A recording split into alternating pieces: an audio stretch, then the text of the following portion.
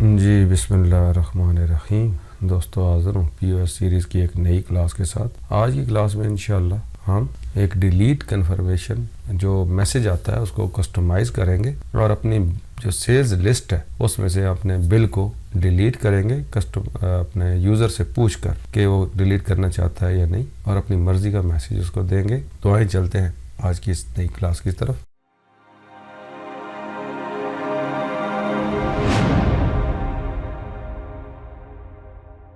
तो दोस्तों यहाँ पे पिछली क्लास में हमने यहाँ पे फ़िल्टर लगाए थे। फ़िल्टर में ये है इंटर सर्च की जो है वो हमने बनाई थी एक क्लास में, और एक क्लास में हमने डेट फ्रॉम डेट टू के फ़िल्टर लगाए थे। तो मैंने आपसे वादा किया था कि नेक्स्ट क्लास में हम यहाँ पे डिलीट कन्फर्मेशन डिलीट जो है वो रिकॉर्ड करेंगे। यहाँ पे ओपन बिल के साथ हम एक बटन बनाएंगे जो कि इस रिकॉर्ड को डिलीट करेगा। लेकिन उसमें स्पेशल चीज़ ये थी, डिलीट तो कोई भी कर सकता है। यहाँ पे आप डिलीट यहाँ पे प्रेस करेंगे तो ये इस रिकॉर्ड को डिलीट कर देगा। अब मैं फ़र्क यहाँ पे डिलीट करता हूँ। अच्छा, आपने मेरे ख्याल में इस फॉर्म का डिलीट एक्शन जो है वो बंद किया हुआ है, यहाँ से कोई डिलीट डाटा ना कर सके। सबसे पहले मैं वो ऑन करता हूँ और आपको समझाता हूँ कि ये मैं करना क्या चाह रहा हूँ। यहाँ मैंने इसको क्लिक किया और यहाँ पे मैं डाटा में गया और यहाँ पे देखिए अलाउ डिलीशंस नो हुआ है। जब आप यहाँ पे अलाउ डिलीशंस नो कर देते हैं तो इस फॉर्म के अंदर आपका कोई डाटा किसी किस्म का कोई डिलीट नहीं कर सकता। तो मैंने अलाउ डिलीशंस को यस कर दिया ताकि मैं इसमें से डाटा जो है वो डिलीट कर सकूं।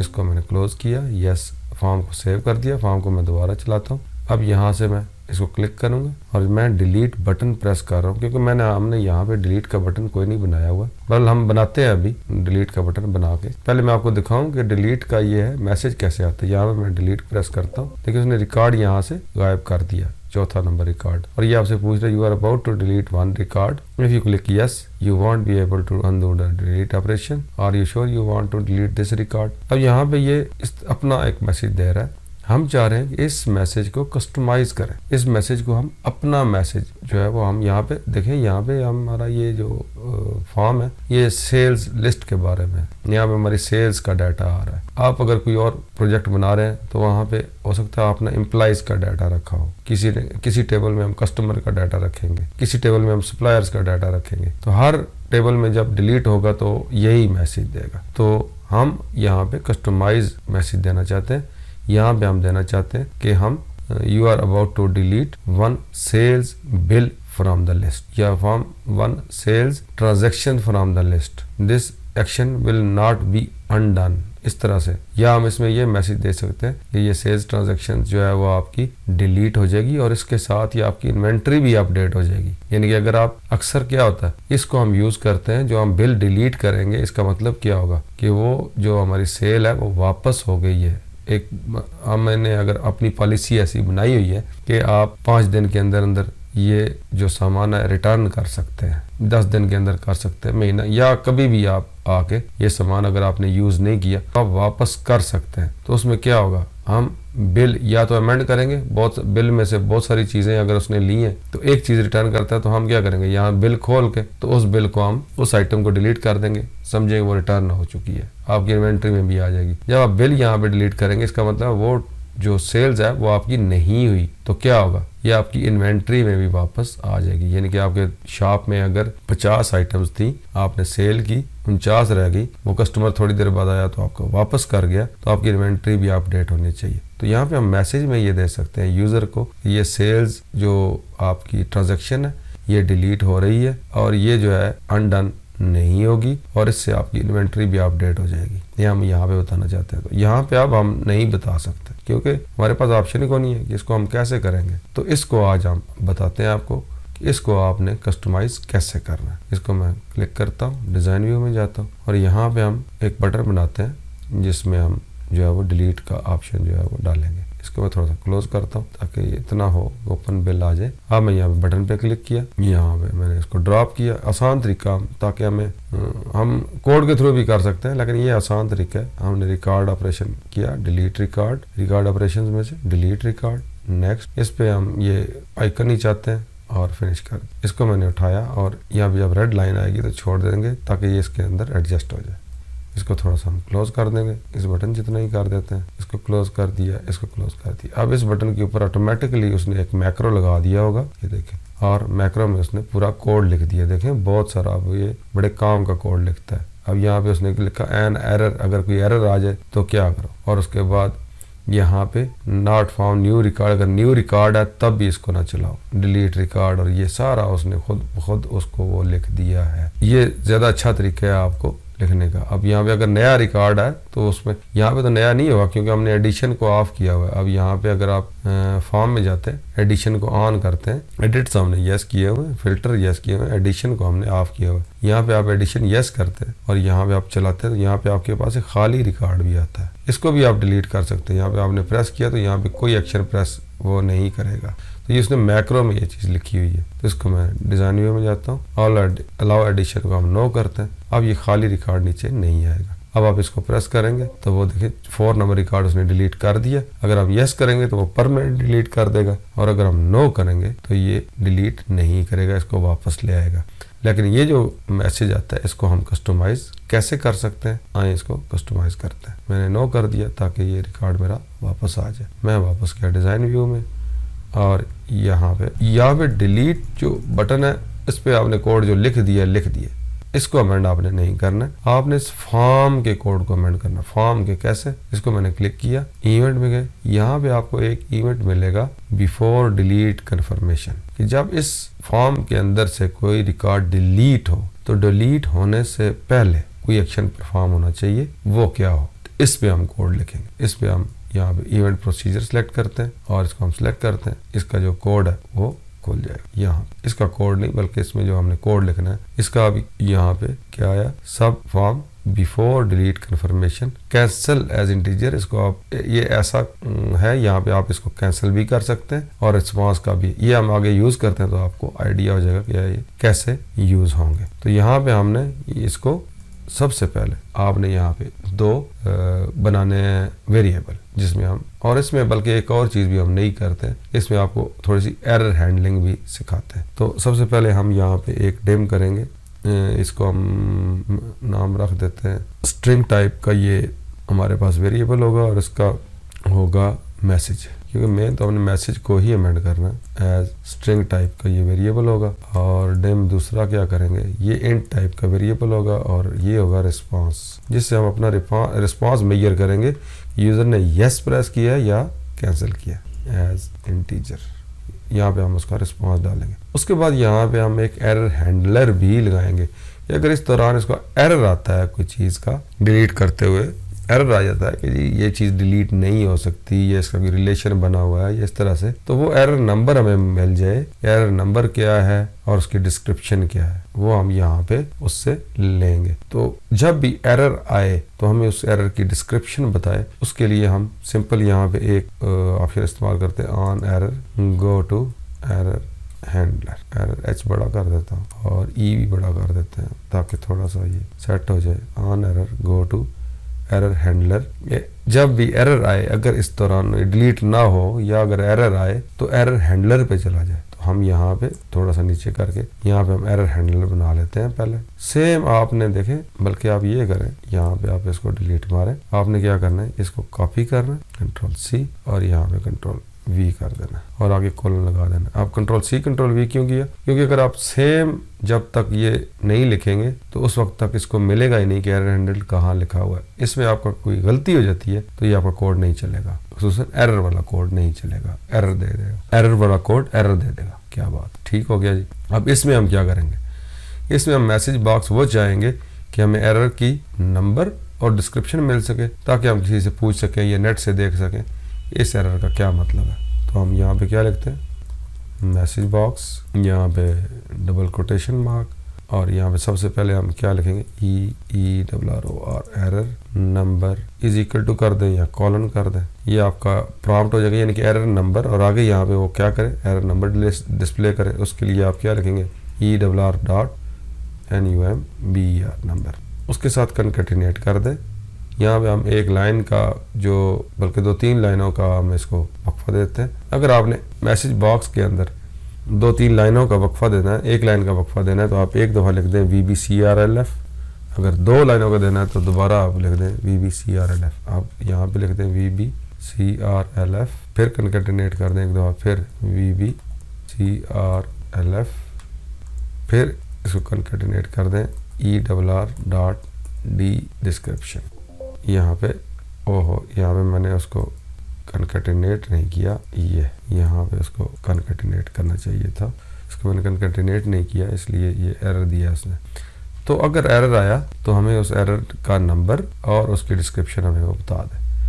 अच्छा, अब अगर एरर नहीं आता तो यहाँ पे आपने एक कस्टम जो मैसेज है वो डिस्प्ले करना है। तो यहाँ पे हम क्या करेंगे, हमने ऑलरेडी एक स्ट्रिंग मैसेज का वेरिएबल बनाया हुआ, इसके अंदर जो हम टेक्स्ट सेव करेंगे वो मैसेज यूजर को आएगा डिलीट होने से पहले। जैसे वो डिलीट की प्रेस करता है तो जो आप मैसेज स्ट्रिंग मैसेज के वेरिएबल में सेव करेंगे वो मैसेज उसको डिस्प्ले होगा। तो हम स्ट्रिंग मैसेज में वो सेव कर लेते हैं, STRMESSAGE message is equal to, इस वेरिएबल के अंदर मैं सेव करता हूँ क्योंकि ये स्ट्रिंग है, इसके अंदर मैं सेव करता हूँ। अब यहाँ पे मैं अपनी मर्जी का मैसेज देने लगा हूँ। यहाँ पे मैं लिखता हूँ would you like to delete this sales transaction.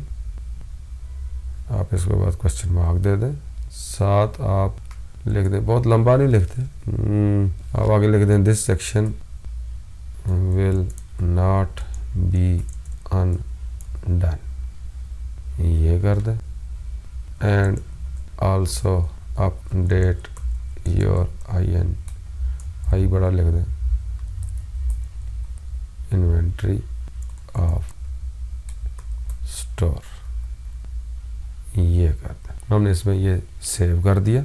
अब यहाँ पे आपने आगे इंट रिस्पांस का जो इंट रिस्पांस जो है उसमें आप मैसेज के जो भी पैरामीटर्स देंगे वो पैरामीटर यूज़र को डिस्प्ले हो जाएंगे। उसमें सबसे पहला पैरामीटर आप देंगे स्ट्रिंग मैसेज का कि उसको मैसेज ये आए, और आगे आप जो भी देंगे वो वहाँ पे। अब वो देखें वो किस तरह हमने देने, int response is equal to G box, इसके अंदर जो आपने प्रॉम्प्ट देना है यानी कि जो मैसेज देना है वो हमारा किस में सेव है, स्ट्रिंग मैसेज। तो हम क्या कर देंगे STRMESSAGE मैसेज कामा, दूसरा पैरामीटर हम इसको क्या देंगे कि इसमें 2 button VB yes no, 2 button use हो, यस का बटन भी हो और नो का बटन भी हो, क्योंकि यूज़र ज़रूरी नहीं है कि रिकॉर्ड को डिलीट ही करे, वो उसको नो भी कर सके। और प्लस क्या हो, VB यस नो प्लस यहाँ पे क्वेश्चन हो, ये क्योंकि ये क्वेश्चन पूछा जा रहा है उससे यूज़र से कि आप डिलीट करना चाहते हैं या नहीं चाहते, कामा, और फिर आगे उसका टाइटल आप डबल कोटेशन मार्क के अंदर देते हैं।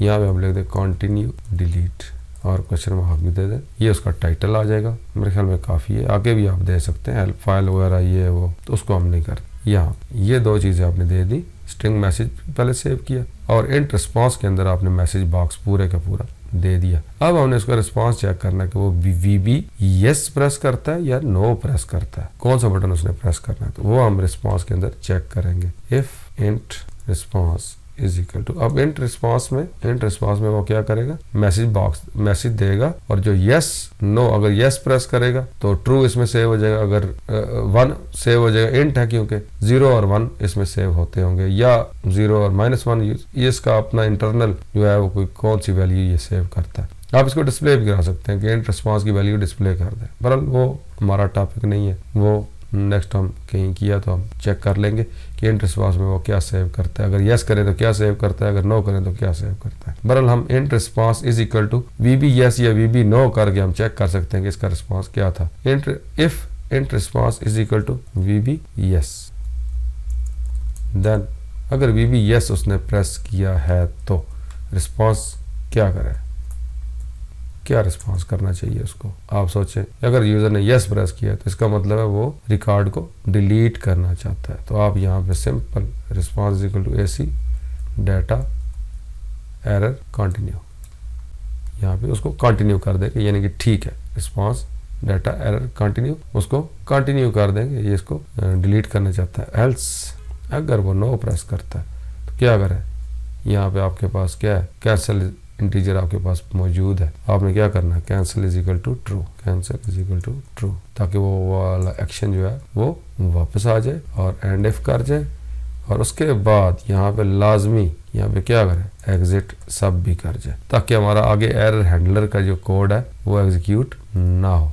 अब क्या होगा, यहाँ पे अगर एरर आ जाता है, ऑन एरर के बाद ये सारा जो कोड है ना, इसको आप एक टैब मजीद दे दें ताकि एक सीधा हो जाए, ऑन एरर से एरर हैंडलिंग। अब यहाँ पे अगर एरर आ जाता है, सीधा यहाँ से उठेगा और ये एरर हैंडलर पे आ जाएगा, एरर दिखाएगा और एग्जिट एंड सब कर जाएगा। अब यहाँ पे अगर एरर नहीं आता, इधर आएगा, यहाँ पे ये सारा काम करेगा और वापस एरर हैंडल भी एग्जीक्यूट करेगा। एरर हैंडलिंग तो होगा नहीं, ठीक है, तो वो एरर दे देगा। इसलिए यहाँ पे हमने एग्जिट सब लिख दिया कि अगर एरर नहीं आता तो इसके अंदर आएगा। ये एक तरह की आप समझ लें कि यहाँ पे इफ कंडीशन है कि अगर on error go to error handler, तो ये सब इग्नोर करके वो सीधा एरर हैंडलर पे आ जाएगा और यहाँ पे एरर जो है वो शो करेगा, इसको एग्जीक्यूट नहीं करेगा, इसलिए एग्जिट सब भी नहीं होगा, यहाँ पे आ जाएगा। अब अगर वो एरर नहीं आता तो इसके अंदर आ जाएगा, यहाँ पे उसको एग्जिट सब का जाना चाहिए, फिर एरर की तरफ नहीं जाना चाहिए।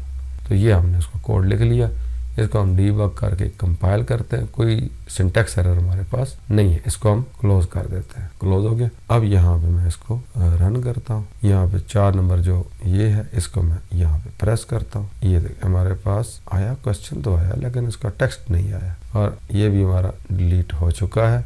मैं नो करता हूँ, ये वापस आ गया। टेक्स्ट क्यों नहीं आया ये हम चेक करते हैं, इसको मैं डिज़ाइन व्यू में जाता हूँ और इसका जो कोड है वो हम खोलते हैं। यहाँ पे हम देखते हैं यहाँ पे क्या मसला है, स्ट्रिंग MESS, ये देखें यहाँ पे STRMESSAGE और यहाँ पे क्या लिखा है STRMESSGAE, ये दोनों के स्पेलिंग मिस्टेक्स हैं। Control C।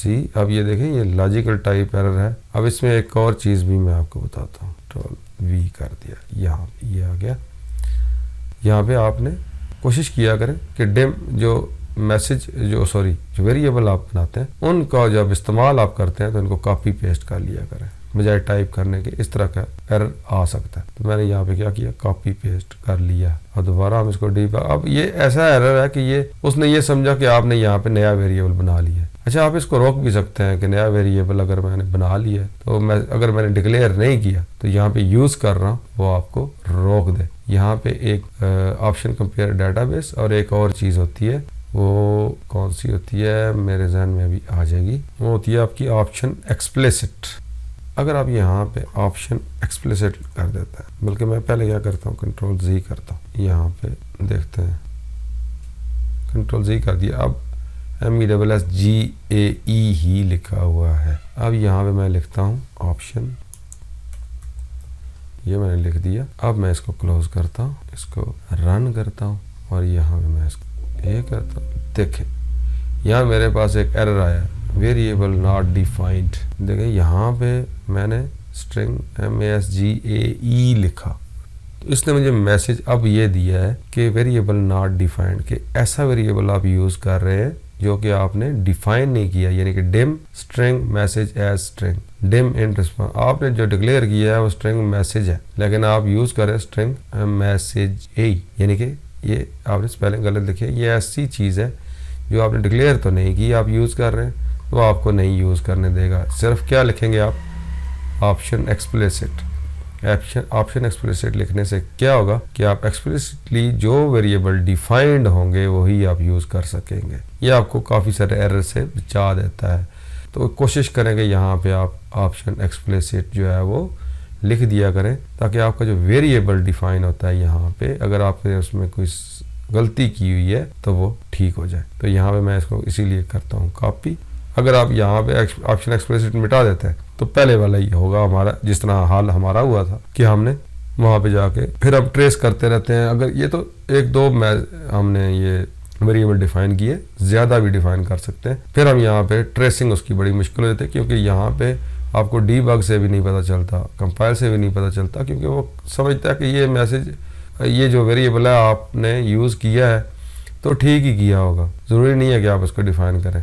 तो अगर आपने ऑप्शन एक्सप्लिसिट लिखा हुआ है तो फिर वो चेक करेगा कि अगर आपने ये वेरिएबल डिफाइन जो यूज़ कर रहे हैं ये डिफाइन किया है या नहीं किया। डेफिनेशन वो लाजमी चेक करेगा। तो इसलिए हम यहाँ पे इसको कंट्रोल सी करते हैं। ऑप्शन एक्सप्लिसिट आप लिख लिया करें, ये आपको काफ़ी सारे उससे बचा देता है। दोबारा हम कंपाइल कंट्रोल एस किया, सेव कर दिया, क्लोज करते हैं, ओके कर दिया, इसको नो किया, वो आगे चल रहा है, इसको भी क्लोज कर देते हैं। दोबारा से हम आगे बिल लिस्ट हमने खोला, अब यहाँ पे हमने इसको डिलीट प्रेस किया, ये देखें बजाय डिलीट आने के मैसेज के ये डिलीट हो जाएगा और one record will be deleted, no, यहाँ पे क्या आया, would you like to delete the sales transaction, this section will not be undone and also update your inventory of store. अब यहाँ पे आप यस करेंगे तो रिकॉर्ड डिलीट हो जाएगा, नो करेंगे तो रिकॉर्ड वापस आ जाएगा। जो आपका डिलीट वाला एक एरर मैसेज था, एरर मैसेज तो नहीं कह सकते, कन्फर्मेशन मैसेज था, उसको हमने अपने हिसाब से कस्टमाइज कर लिया कि यहाँ पे वो कंटिन्यू डिलीट देखें हमारा दिया हुआ टाइटल दे रहा है और यहाँ पे भी हमारा दिया हुआ मैसेज दे रहा है। तो अब यस करेंगे तो इसको वो कर देगा। तो इसका आपने कोड अगर आप खोलें तो इस पे अक्सर लोग यहाँ पे मिस्टेकन हो जाते हैं कि वो यहाँ पे डिलीट बटन के कोड के ऊपर देखते रहते हैं कि क्या होगा, यहाँ पे उनको कोड नहीं मिलता। ये जो कोड होगा ये आप फॉर्म के ऊपर लिखेंगे, फॉर्म लेवल पे लिखेंगे, फॉर्म लेवल का इवेंट है ये जो इवेंट है ये फॉर्म का इवेंट है, ना कि डिलीट बटन का इवेंट है। फॉर्म को चेक करेंगे और फॉर्म के अंदर जो है ये इवेंट आएगा बिफोर डिलीट कन्फर्मेशन, कि डिलीट कन्फर्म करने से पहले आपका कोई कोड चले। तो ये हमने कोड चला दिया, इस कोड में हमने मर्जी का एरर मैसेज भी लिख दिया और उसको बता दिए कि अगर इंट रिस्पॉन्स यस करता है यहाँ से तो उसको कंटिन्यू करें, डिलीट कर दे, जो डिलीट वाला एक्शन है वो परफॉर्म कर दे, और अगर डिलीट नहीं करना तो आप यहाँ पे उसको cancel is equal to true, इस तमाम प्रोसेस को कैंसिल कर दो और वापस चले जाओ। और अगर एरर आता है डिलीट के दौरान, हो सकता है कोई आपकी फाइल प्रोटेक्टेड हो, डिलीट की परमिशन ना हो, या कोई और मसला हो सकता है, डेटाबेस के अंदर वो चीज़ यूज़ हो रही हो, वो टेबल खुला हुआ हो। देखिए अगर आपने नेटवर्क पे ये चला रहे हैं, एक यूज़र ने वो टेबल या रिकॉर्ड खोला हुआ है, आप उस रिकॉर्ड को डिलीट करना चाहते हैं तो वो आपको डिलीट नहीं करने देगा, वो उसको लॉक किया होता है उसने। तो अगर यहाँ पे कोई एरर आ जाता है कि ये डिलीट नहीं हो सकता तो वो एरर नंबर और उसकी डिस्क्रिप्शन वो हमें शो कर देगा कि ये रिकॉर्ड इस वजह से डिलीट नहीं हो सकता। तो इस तरीके से हमने इस जो तमाम प्रोसेस को कस्टमाइज़ कर लिया ताकि हम डिलीट अपनी मर्जी से कर सकें। तो उम्मीद है ये क्लासेस आपको पसंद आ रही होंगी। इन क्लासेस को शेयर करें ताकि उन लोगों को भी पता चले जिनको ये चीज़ का इल्म नहीं है और वो ये काम करना चाहते हैं, दिल से करना चाहते हैं और ये सीखना चाहते हैं। तो उनके साथ शेयर ज़रूर करें, नेट पे कहीं भी शेयर, आप फेसबुक पे करें, यूट्यूब पे करें, किसी जगह पे भी आप करना चाहते हैं, अपने पर्सनल व्हाट्सएप पे लिंक शेयर करें ताकि वो लोग जो इसकी तलाश में है, मेरा मकसद यही है कि जो लोग असूलन सीखना चाहते, कॉपी पेस्ट नहीं करना चाहते, क्योंकि पाकिस्तान में चल ही यही रहा है कि कॉपी पेस्ट करें और उसको आगे चला दें। तो मैं इसीलिए किसी को फाइल भी ये वाली नहीं देता ताकि कुछ ना कुछ तो वो मेहनत करें, कुछ अपनी तरफ से भी कोड लिखें, चाहे इसी को देख के कोड लिख लें, लेकिन लिखें ज़रूर, कॉपी पेस्ट ना हो। तो उम्मीद है क्लासेस आपको पसंद आ रही होंगी। अगर पसंद आ रही है तो चैनल को ज़्यादा से ज़्यादा सब्सक्राइब करें, बेल आइकन प्रेस करें। बहुत शुक्रिया, अल्लाह हाफिज़।